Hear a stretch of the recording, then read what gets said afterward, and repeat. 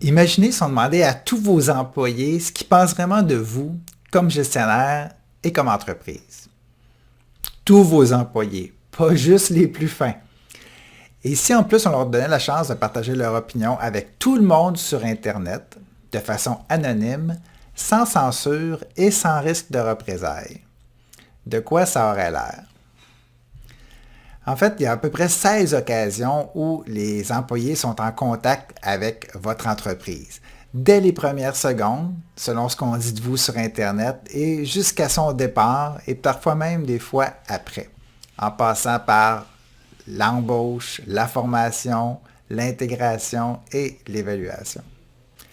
Alors, c'est donc important dès le départ de cibler les bons candidats à recruter. Puis la meilleure façon de le faire, c'est de s'inspirer de l'ADN des performants qui sont déjà chez vous.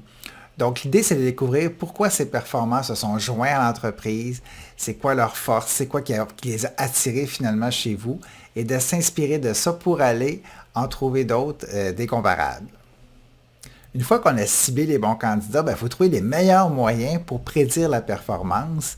Et ce n'est pas l'expérience antérieure. Il y a une méta-étude qui a prouvé qu'en fait, l'expérience antérieure est seulement un bon prédicteur de la performance future d'un candidat dans seulement 16% des cas. Et pourtant, qu'est-ce qu'on fait quand on reçoit une candidature? On regarde son expérience. Il y a 4 principaux irritants à minimiser lors du recrutement. Le premier irritant, c'est le manque de communication. Alors, je vous donne un exemple. Je suis un candidat, j'envoie ma candidature suite à un affichage de poste sur Internet. Le poste disparaît. Ah, est-ce que les gens ont reçu ma candidature? Est-ce que ma candidature a été rejetée? Est-ce que le poste a été annulé, mis sur la glace, comblé à l'interne? Quand un candidat voit sa candidature, c'est comme s'il lançait une bouteille à la mer. Parfois, on n'a jamais de nouvelles. Des employeurs, souvent, ils me parlent du phénomène du ghosting, c'est-à-dire un candidat qui ne se présente pas en entrevue ou qui ne se présente pas à sa première journée. Mais ce qu'il faut savoir, c'est que nous autres, comme employeurs, parfois aussi, on en fait du ghosting. On reçoit des candidatures puis on donne jamais de nouvelles. Deuxième irritant, c'est un processus qui est trop long. Alors évidemment, plus on est réactif et plus on répond rapidement à une candidature, meilleures sont nos chances de pouvoir embaucher la personne. Troisième irritant lors du recrutement, c'est la divergence entre l'offre et l'annonce. Alors, de plus en plus, les entreprises essaient d'être sexy, d'être innovatrices dans leur affichage de poste, mais rappelez-vous, il faut quand même que l'affichage et la description soient représentatifs de la réalité. Tu sais, si on cherche un concierge et qu'on affiche un poste d'ingénieur de la salubrité, mais peut-être qu'on n'attirera pas les bonnes personnes pour les bonnes raisons. Et finalement, le quatrième irritant, dans le processus du recrutement, c'est un mauvais déroulement. Un comité qui est mal préparé.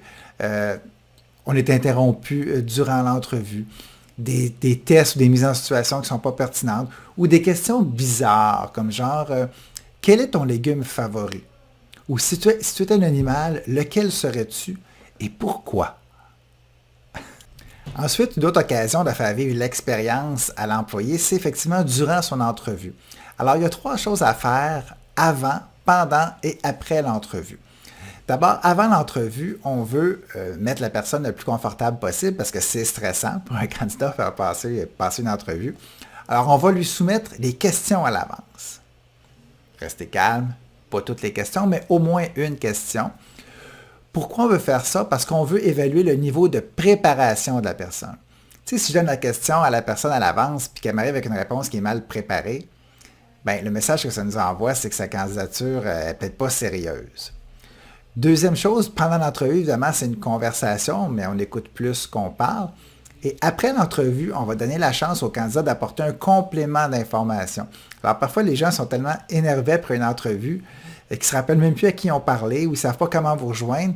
Puis des fois, ils réfléchissent, ils décantent l'entrevue, puis ils se disent « Ah, j'ai oublié de répondre à cette question-là ou j'ai oublié de mentionner tel détail important. » Et ils ne savent même pas comment vous rejoindre. Donc, c'est sûr que vous êtes capable, vous êtes ouvert à des informations complémentaires après l'entrevue. Ensuite, il y a l'intégration qui est l'élément vraiment qui a le plus d'impact sur la fidélisation des employés. Donc, 7 erreurs à éviter lors de l'intégration. Erreur numéro 1, ne pas débuter l'intégration avant son arrivée. Donc, dès que l'embauche est confirmée, on va vouloir déjà débuter l'intégration graduellement de l'employé. Deuxième erreur, ne pas impliquer son superviseur. Il n'y a rien de pire que d'arriver avec son nouveau gestionnaire et que lui apprenne en même temps que vous commenciez aujourd'hui. Donc, s'assurer que les gestionnaires sont informés quand les nouvelles personnes arrivent. Erreur numéro 3, l'isoler de ses collègues. Ils veulent jouer avec leurs amis.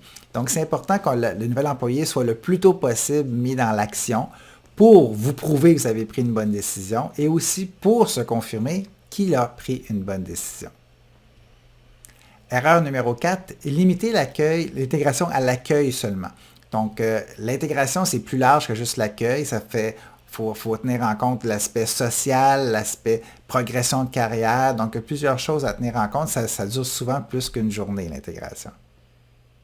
Erreur numéro 5, c'est de ne pas lui jumeler de compagnons.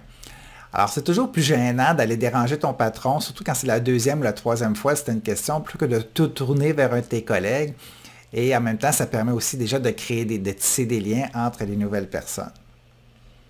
L'erreur numéro 6, c'est ne pas faire de suivi ponctuel. Alors, c'est important durant les premières journées de faire des petits suivis pour minimiser les irritants au fur et à mesure qu'ils arrivent.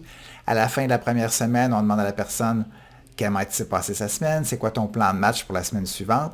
Et après 3 mois, on fait un rapport d'étonnement. Donc, on demande à la personne de nous faire part de ce qui l'a surpris dans son intégration, en positif ou en négatif, de façon à pouvoir s'ajuster.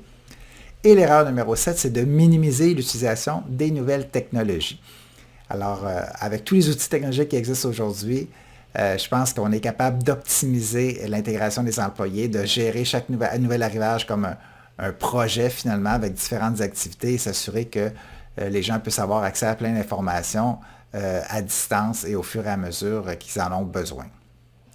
Alors, en terminant, il y a 4 amplificateurs de l'expérience employée, ce que j'appelle les 4 S. Le premier S, c'est que ça doit être surprenant. Le deuxième S, ça doit être stimulant, donc qui va inciter la personne à passer à l'action. Le troisième S, ça doit être séduisant, donc qui répond aux attentes de la personne. Et le quatrième S, c'est tout en étant simple.